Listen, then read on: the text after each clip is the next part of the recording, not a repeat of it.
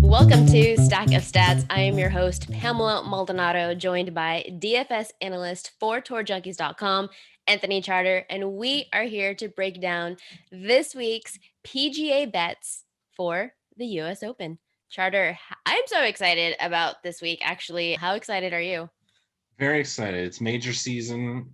Love majors. This season's been kind of crazy for golf. The super season of golf. We get golf every single week, but like especially now that the major schedule is all different, where they, basically every 4 weeks for a 16-week period, we get a major. And I guess you can go even further than that if you want to count the players. But yeah, it's great. I mean, this tournament is amazing. The field is awesome. The course is awesome. It should be. We should see some carnage and Some carnage. That is what I am hoping for. But we did break down both the course and the field in a podcast recorded yesterday. So do make sure to check that out. It is a course preview of specifically an entire 30 minutes dedicated to breaking down the course, the nuances, the things that have changed, because we did see them play, the PGA players play this course at Torrey Pines, which is in California. They played this in January, but they are not playing the same course. It's the same course. It has the same name, but it is going to have different obstacles. They've made it longer. It's more difficult. There's more rough. So we did talk about that in very detail. So do make sure to check that out on a Stack of Stats from yesterday's episode. So for today, what we're doing is breaking down the stats that we utilized, and then of course our plays, the players that we are targeting to do well, to excel, to potentially win this next major, the US Open. I'm expecting carnage. Give me plus money. Give me plus. I want over par. I want people in the rough. I want to see just brutal. I want to see all the brutalness, and I want to see like, oh my gosh, you're just like me. That's what I'm looking forward to watching. yeah. Except for even when they're playing a ridiculously hard course, it's still a million times better. Like, can you imagine Yeah, you and I going and teeing it up 100, tomorrow at? 100 over. Yeah, exactly. Okay, so for the stats, it is the course itself. It is at Torrey Pines Golf Club in La Jolla, California. It is a par 71. It is over to 7,600 yards. So the players that I am looking to target, of course, first and foremost, I am looking at your iron shot. These fairways are so dang narrow, though, that you have to make sure that you have precision off the tee. Potentially, long drivers are going to excel here, but they did make some changes to the hazards that are in the middle of the fairway. So maybe long distance isn't as important as years prior. But I want somebody who is smart. I want somebody who knows when to leave the driver in the bag. I want a great long iron hitter off the tee. I want somebody with a great iron shot on the second shot. And then if it helps that you're good around the green and putting, hey, awesome. These are Poana greens. So I am also looking for players with experience on Poana greens. And there aren't too many, but there is one. And we'll talk about him in a minute. But tell me, what stats did you use for this week's tournament at the US Open? Yeah, a lot of approach stats around the green, driving accuracy. Definitely length off the tee will be an advantage. Long iron precision, par five scoring, par fours that are 450 to 500 yards. Again, will be important. They'll probably play 7 of those every day. But one thing we learned today that is interesting is one of the people in charge of setting up the course for the USGA said today that although the course is and has the potential to play 7,700 yards, they are expecting most rounds to be between 72 and 7,400 max. Wow. Okay, that's interesting. That changes a lot of things for me. Well, one of the main reasons why is because even though it's being played in June and the temperatures are warmer, because it's right on the coast and on the Pacific, there's that layer of kind of like cool misty air that sits on top of the water, which has a big time effect on the golf ball. So playing it at 7,600 yards, you add in this coastal gloom or whatever they call it there. Gloom is the second part. I forget what they called it. It was kind of a funny term, but regardless, it was really going to add so much distance to the course. I mean, yardage wise, it might have been 7,600, but you're looking 8,000 yards. Like every shot is going to have more of an apex height. It's going to carry up in the air more, and it's not going to travel as far. Okay. So I thought that was extremely interesting. But regardless, you're going to have to be accurate and you're going to have to be long. If you can mix the two of those together with a decently hot putter for the week, you're probably Right. going to have a good shot at taking this down. Yep. Specifically, I'm going to be using strokes gained on the approach, tee to green, off the tee, driving distance, and scrambling. Strokes gained on the approach, though, there's a one interesting fact that 3 out of the 4 last winners outside were ranked outside of the top 100 for strokes gained on the approach. DeChambeau won in 2020. He was ranked 119th. And Brooks Koepka won in 2017 and 2018, and he was ranked 143 and 148. So why did those players who don't have great iron shots do so well? You combine the two of distance and putting, and you're going to get yourself a winner. They surpassed everybody by miles off the tee, and then they were able to make a lot of birdies off of that. So that's interesting right there. The typically a strokes gained on the approach is something to look at. And then the distance, the last 5 winners were ranked inside the top 11 for driving distance.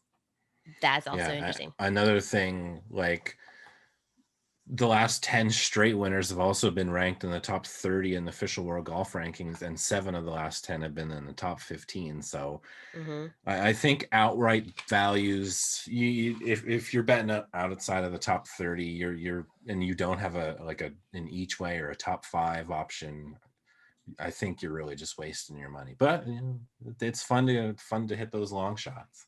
I just looked at my list, and none of the players that I have selected are in the top 11 for driving distance. So I may have to go back and look at some of these other options.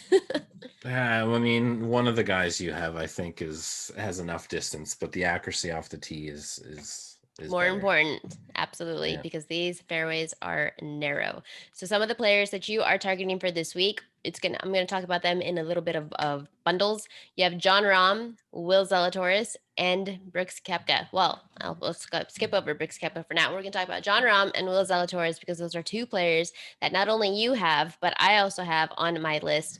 So of course we're gonna. I mean, there's no surprise to see Jon Rahm. His odds, they're not great, but that's what you expect since he is the 1,000 favorite to win this tournament. He was on his way to winning the Memorial, and then he ended up getting withdrawn because he tested positive for COVID. 6-stroke lead, so he is coming back with the vengeance. He was cleared. He is playing. For his top 20 odds, he is minus 175. For top 10, he is plus 115. Top 5 is plus 225, and to win is plus 1,000. I do like Jon Rahm for many reasons that you probably share the same sentiment with me, but he is a Poa annua machine. I am looking at players who do well on Poa annua greens, and he is definitely one of them. Throughout his career since 2017, I'm going to nod off the finishes. He has a first, a fifth, a third, a cut, 29th, 26th, 20, hops back on it, fifth and ninth, 45. Then he took second at last year's Farmers Open. He took 17th at last year's Genesis, and then third at the WGC Mexico, 7th at this year's Farmers, and then 5th at this year's Genesis. He is just a Poa annua. He's one of the best, and I wasn't expecting to see that, so that was really interesting for me. Looking at how he does at Torrey Pines, fantastic course history here. He took first at the Farmers in 2017. He took 29th the year after, and then he took a 5th, a 2nd, and a 7th place finish, including this year. And then how is he doing this year in 2021? Kind of the same thing. This player, Jon Rahm, he has not fallen off of his consistency, and he's not consistent in top 20s. He is consistent in top 10s. If you look at how he does on majors, 9th at the Masters, 3rd at the US Open, 8th at the Open Championship. He took 7th at this November Masters, 5th at April Masters, 8th at this year's PGA Championship. What is there not to like about Jon Rahm potentially winning this week? Yeah, not much. I mean, even when you look at like strokes gained when the scoring average is difficult, he's number 1 over the last 50 rounds. So I think a top 10 and top 20 bets are almost a guaranteed lock this week. I mean, the value, you can't say that about anything. The value isn't that great, but it's just it's almost free money. Like something would really have to happen for Jon Rahm not to really compete this week. I just have an accidental withdrawn. Yeah, those situations happen. Yeah, can it happen back to back? Hopefully not. Yeah, I'm not sure. I know he got his first dose of vaccine when he was first into contact trace. So I don't know. I don't think he has to go through with testing anymore. So Mhm. that should be a benefit for that. But unfortunately, he did get cleared 3 days ago too. He got cleared on the 12th. So like I'm not sure where he was at the time, but I mean he's got to be in the area now. So that's a huge bonus instead of just him having shown up on Wednesday before the event. So yeah, give me all the Jon Rahm. I wouldn't want to be in All his the way Jon this Rahm. week. Yes. The next player that we both have on our list is Will Zalatoris for top 20. A little bit more value. You're getting plus 150 for top 10, plus 350. Top 5 is plus 800, and to win is plus 4,000. I've already mentioned that I have him in several different ways. I took him back in like December, again back in January, and then I took him again in March and April. I mean, I kind of have him all over the place. So I am really hoping for a Will Zalatoris win here. I do like his head-to-head matchup. I'll talk about that in a minute, but I he's another player who does really well on Poana greens. He doesn't have too much history on Poana, but he's played three on Poana 3 times. He took 7th at the Farmers, and then he took 15th at the Genesis. At the AT&T Pebble Beach Pro Am, he did take 55th. So not too sure what to think of that one. But at Torrey Pines, he's been here just once since he came onto the PGA Tour in 2020, and he took 7th at the Farmers. And then this year, of course, we are seeing him another top 20 machine. And at majors, more importantly, how does he perform at majors? He has played in 3 majors this season. He took 6, and it all started with a 6th place finish at the US Open. He took 2nd at the Masters in April, and then he took 8th recently in May at the PGA Championship. Will Zalatoris, I'm betting him every which way. Yeah, I agree. There's a lot to love there, and not really much to hate on. So I Mm-hmm. think you won't really want to miss out on Willie Z's Holding the first win. ticket. But yeah, at least have a top 10, top 20, and for me he's a head to head with Scotty Scheffler. So It's so funny that you have that. When you submitted that to me, I was like, I have that asterisk because that is already something that I have bet myself. He is plus 110 underdog to Scotty Scheffler. And why do we like this head to head matchup? Because Scotty Scheffler, he has been at the Farmers Insurance. He's played at Torrey Pines twice, and he missed the cut both times. And not just that, if you look at how he does on Poana Greens, he Oh, yeah. If you look at how he does on Poana Greens, he's missed the cut 3 times out of 6 times he's played. The best place finish that he had was a 20th at the Genesis. So I really like Will Zalatoris here to come out with the outright win yeah, and plus one. And you're giving me plus money for that. I'm all over that. yeah, agreed. Okay, another player that you have on your card. Let me sort through because you have a lot. One player that you have Brooksie's first. is Brooks Koepka. It is no surprise to see him on your card. You are such a Brooks No, Koepka fan. You yeah, are a he'll Brooks always Koepka be here. whisperer. So tell me why you like him for this week. What stats have you targeting him? I mean, it's just major. It's a major. Brooks is a big game hunter, so you don't need stats. Even if Brooks played absolutely terrible at every other event, he just shows up at majors. He finished second at the PGA. He won back-to-back US Opens. He finished second in the year after he won back-to-back. It's just it doesn't matter what the course is like. It's just the money up top, the prestige, the trophy, the title. Brooksy just wants it all. And now he's got all this attention too with the Bryson stuff, and it's he All just eyes loves on the him. limelight. Yep. He So is yeah, it's 16th. Some stats to back it up. He is 16th in driving distance. He is 47th in strokes gained on the approach. He is 30th in tee to green and 28th in off the tee. His putting has been susceptible as of late, mm, but that is definitely supposed to be his best weapon, and so potentially that is something that he can bounce back from. Another yeah. player that you are targeting is Xander Schauffele. Tell me some of the stats that have you eyeing him for this week. It's more just major love. Like Xander has played 4 US Opens, his worst finish as a T6. I guess I probably wouldn't pick him to win, but like another one of those locks for top 10, top 20. He grew up in the area, and at first that wasn't really A benefit. a benefit for him. He missed his first 4 cuts at Torrey, but he did finish Hmm. second earlier in January. But again, this is just a major, so like But that was with Xander's no patience. fans. Yeah, That was when exactly. that's my one concern is that there was no fans in that January tournament at Farmers.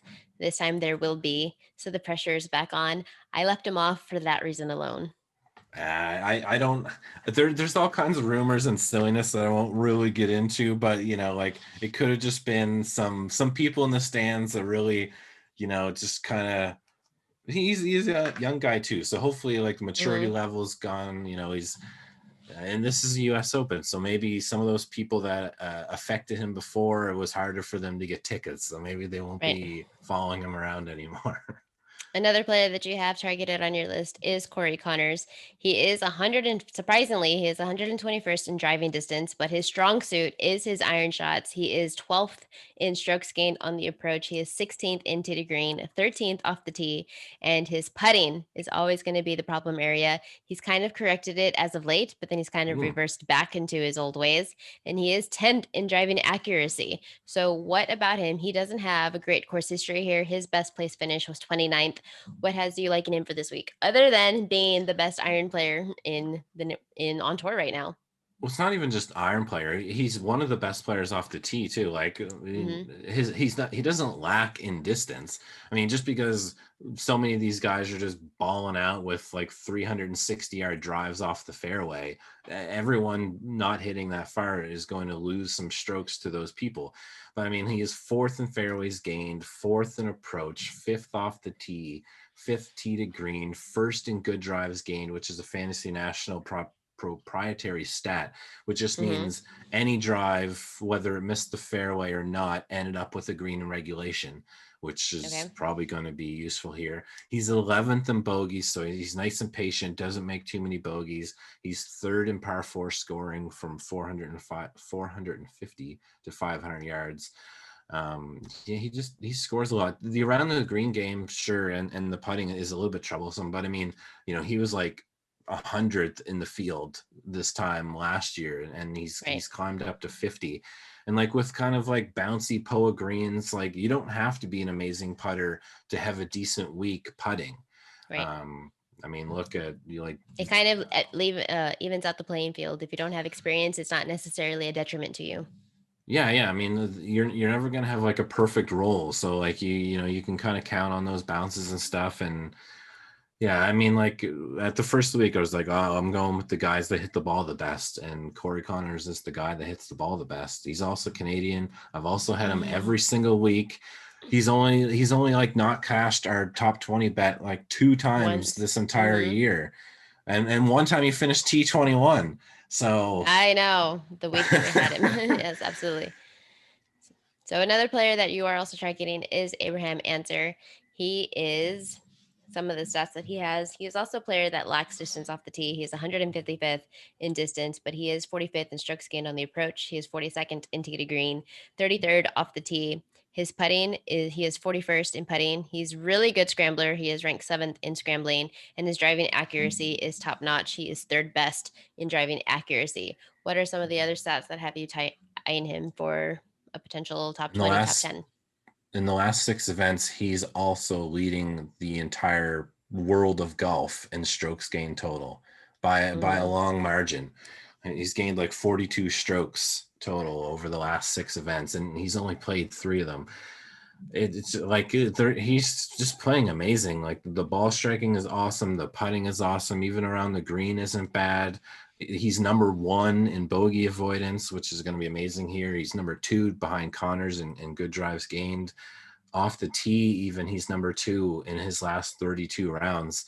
So yeah, he doesn't hit the ball far, but like you don't always need to crush the ball 350 yards if you're just putting it in the middle of the fairway every time. right. If you I if you agree. average 300 yards and it's down the middle, you that's like you're not going to be losing strokes to anybody doing that. And I mean, obviously sitting second and off the tee, that goes to show there. One area of concern is that he has been here 16 in 2016, 2018, 2019. He missed the cut in 2 of those events. He placed 20th in 2018 and he hasn't been here since. So a little bit less experience at Torrey Pines and then not so great experience. However, that was years ago and he is a different player. They evolve, he gets Hmm. better. So that's And he's something to from consider. Texas. He doesn't like And he's cold from ass Texas. weather. And that was in You know, January. Exactly. This is nobody June. likes January San June Diego. June weather is definitely going to be something that he is more familiar with because it is hot as heck in Texas right now. So if it's even in Yeah. the 80s, he's going to be loving it.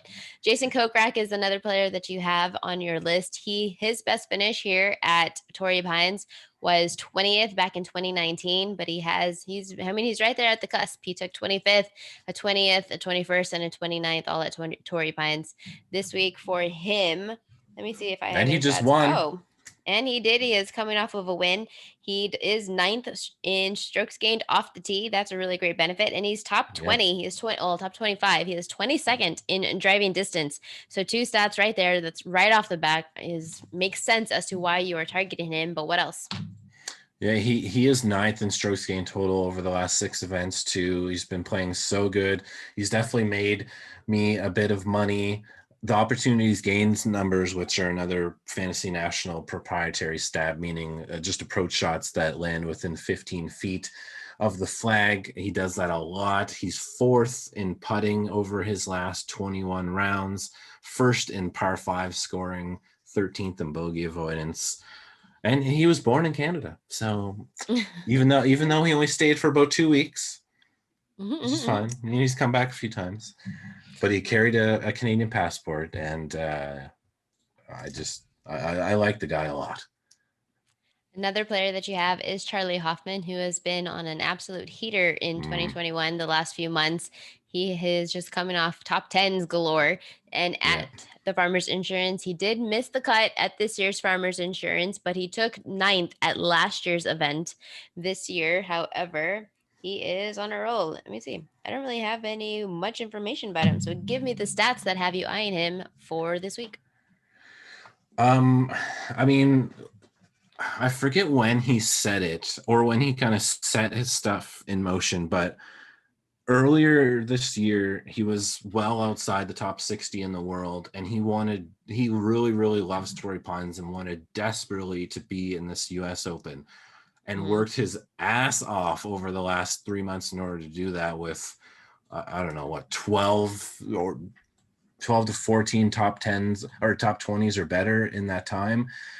He finally secured his spot 2 weeks ago. All he had to do was make the cut. He did that. The ball striking has just been super nice. Like, he's 3rd in tee to green his last 33 rounds. He's 2nd in approach, 4th in opportunities gained. He's 9th in strokes gained on par 5s. The bogey avoidance is really good. The good drives gained is really good. The par 4 scoring is really good. Like, he's 14th in overall strokes gained total over the last 6 rounds too. So, or his last 6 events, sorry, which would be 24 rounds. It's just, yeah, and the price is great too. Some of the good finishes that he has: he took 7th at the AT&T Pebble Beach. He took 2nd at the Valero Texas Open, another windy area. He took 18th at RBC Heritage. He took 18th at Valspar, 17th in the PGA Championship, but he is coming off a 57th finish at the Memorial, so potentially he could bounce back at this course. So those are some of the players that you are going to be targeting. Just to reiterate your list, you're looking at Jon Rahm, Will Zalatoris, Brooks Koepka, Xander Schauffele, Corey Connors, Abraham Ancer, Jason Kokrak, Charlie Hoffman. Starting to feel like a Walgreens receipt over here, man. And then the U.S. Open. And then a couple of the players that I have in connection with you is Jon Rahm and Will Zalatoris. Then the players that I have on my list also is Tony Finau. For a top 20, he is plus 110. Top 10, he is plus 225. Top 5, plus 450. And to win, he is plus 2,500. I don't like his head-to-head matchups. It's against Justin Thomas and then Patrick Reed. So I'm going to pass on those, but I do like him for everything else. And he is also another player who just does exceptionally well on Poena greens. He took second at the Genesis. He took second at the Farmers both this year. He has top 20s and top fives all on Poena greens. So it appears to be his best putting surface.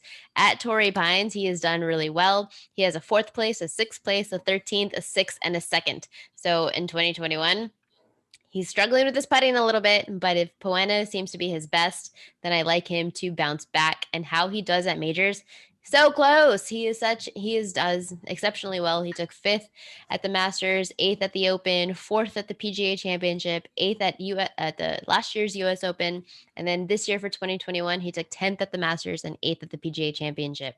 So I do like Tony Finau. Would you agree with my sentiment? Yeah, I think Tony Finau is a really nice like T10, T20 bet. Yeah, even though he has been like sort of struggling, like his around the green game has still been super good. His tee to green game's still been super good. He hasn't really been making too many birdies, but he doesn't make the bogeys, which is very important. Right. He's a very patient golfer too, which will definitely come into play, and the reason why he generally shows up in majors. He has the great stats to back it up too. His great iron shots. He's 21st in strokes gained on the approach. He's 11th in strokes gained to the green. He's 32nd off the tee, and he has the distance at 34th. So potentially, I like him to win this week. Come on, Tony Finau, let's get it done. Another player It that would I make me have. feel better. It would. It would. Let's get first and second for Tony Finau, Will Zalatoris. It can happen. But Victor Hovland is the next guy that I have on my list. He is one of the young pups, but I think that he is in prime position to do well. For a top 20 for him is plus 110. Top 10 is plus 250. Top 5 is plus 550. And to win is plus 2,800. I also don't like his head-to-head matchup. It's against Patrick Reed, but I do like him against Hideki Matsuyama. So I'm going to be putting him on my card for that. But Victor Hovland, how he does on Poena greens, he took back-to-back finishes. This is in 2021. He has back-to-back top 5 finishes on Poena greens. He took second at this year's Farmers, and he took fifth at the Genesis. And how he does at Torrey Pines, well, we already know he took second. In 2021, he's doing really well. He has back-to-back top 5 finishes at Valspar, at Wells Fargo. How he does at the majors, this is something not of concern for me, but his best place finish for majors, he has only snuck into the top 20 twice. He took 12th at the 2019 US Open. He took 13th at the 2020 US Open. And then his next best finish after that was 21st. So I think as far as I will go with him is a top 20. It is plus money. Would you agree that he has a chance here to contend?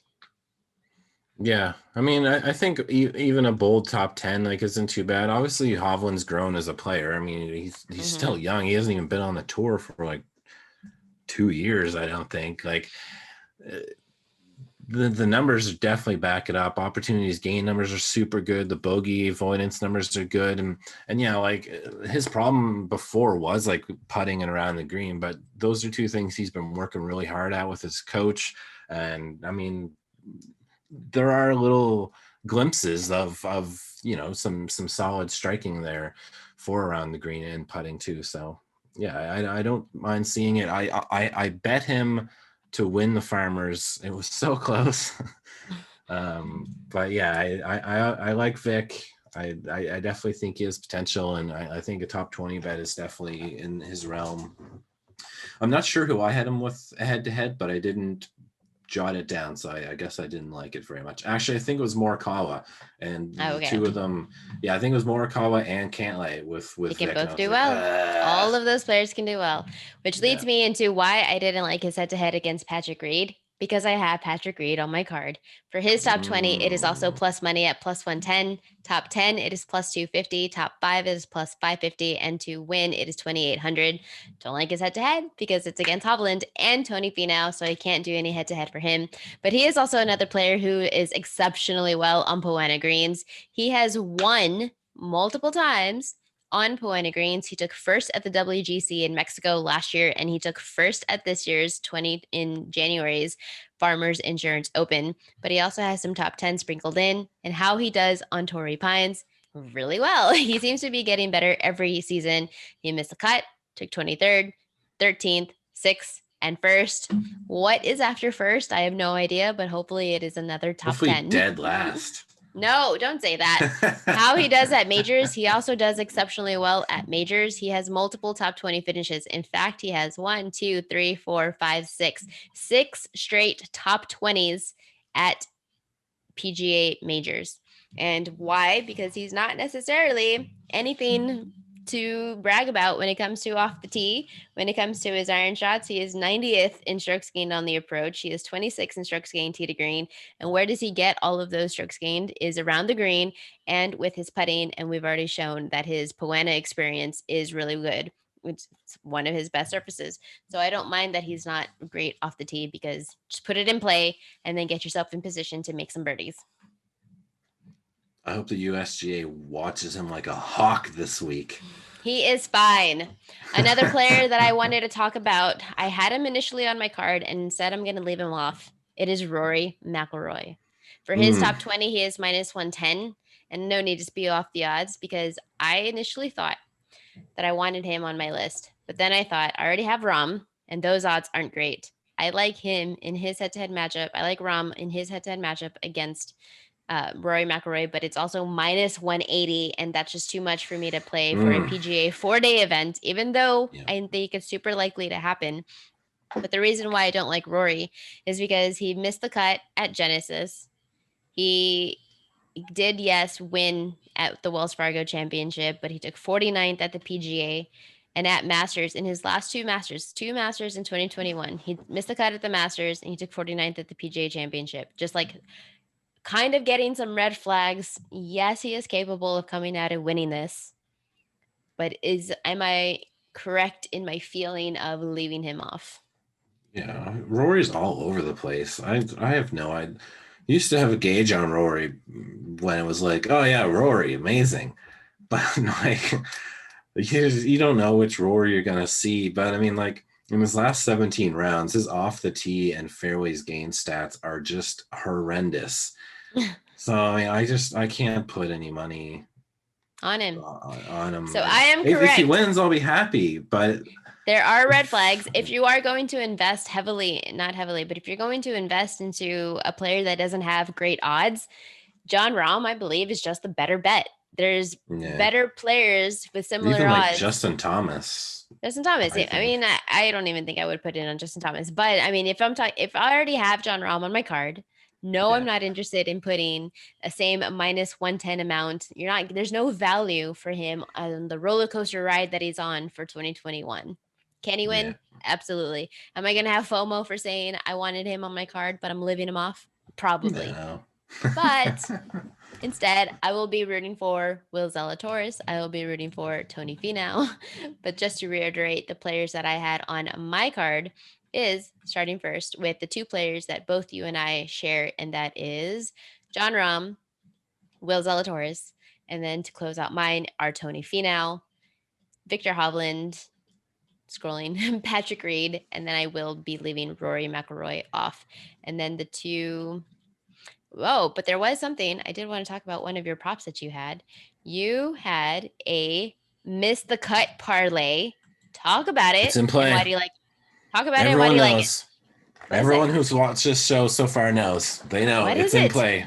The Kuchar and Garcia missed the cut parlay. We got a little bit less value this time, which they're too sour about paying this bet off to me every single time. It's only not hit one time. I think I'm 4 for 5 with this bet, and it's the odds have gotten worse. Actually, I shouldn't say that. The third time was like 9-1. I was like, what are you guys doing? But anyway, this time it's only plus 385. But Mac Kuchar, Sergio Garcia missed the cut parlay, and just to be a little bit spicy, you can add Jordan Spieth. Who is on absolute fire in 2021. Why would you do such a crazy thing? I just don't see it this week. And someone did post on Instagram on the Spieth Legion account that he hurt his ankle pretty bad this week. Oh, okay. So I don't know. My mind was already made up to fade Spieth before anyway. Poa's not really it's not his best surface. It's not his worst, but Bermuda is definitely Right. his worst. But like, Okay. the off the tee, I just don't know if the off the tee and the approach are really going to be that beneficial for him, especially with all this rough. But anyway, if you add Spieth to the miss the cut parlay, it bumps it up to plus 1725. Ooh, that is juicy. Rather juicy. So we'll see. So Sergio Garcia, Matt Kuchar to miss the cut parlay plus 385. If you add Jordan Spieth, then that boosts it up to plus Plus 17. 1725, which is bananas, but how amazing. Oh, okay, we don't want to root for Jordan Spieth to miss the cut here. But for your bankroll, let's kind of root for Jordan Spieth to miss the cut here. I would go both. I wouldn't, Kuchar and Garcia definitely locks to miss the cut. I shouldn't say that, but Spieth, who knows? I did, however, watch your props video for OddsShark, and I know we talked about the top American, so I'm in for the nationality of winner being American. The U.S. has won 6 straight and 9 of the last 13. Yep. So I do like that. Yep. I also like the no hole in one. No hole in one. Yep. That is something that I'm talking about tonight on Approach the Green with Andy Molitar. So do make sure to check that out on the BetSperts YouTube channel. But for right now, that does it for our cards for the US Open. The players, if you want to just a run through of all of the players, the big Walgreens receipt of players that we are having are targeted for this week to do well at the US Open, potentially come out with outright wins at the very least, some top 20, some top 10s. We are going to have Jon Rahm, Will Zalatoris, Brooks Koepka, Xander Schauffele, Corey Connors, Abraham Ancer, Jason Kokrak, Charlie Hoffman. Hold on, let me take a breath because there are so many players. Tony Finau. Tony Finau, Victor Hovland, Patrick Reed, and I am leaving Rory McIlroy off my list. But those are the players that we are going to be targeting for the US Open. Do make sure to follow Anthony on Twitter at AntCharter. Follow me on Twitter at Pamela M35. And that does it for another episode of Stack of Stacks. Good luck this week.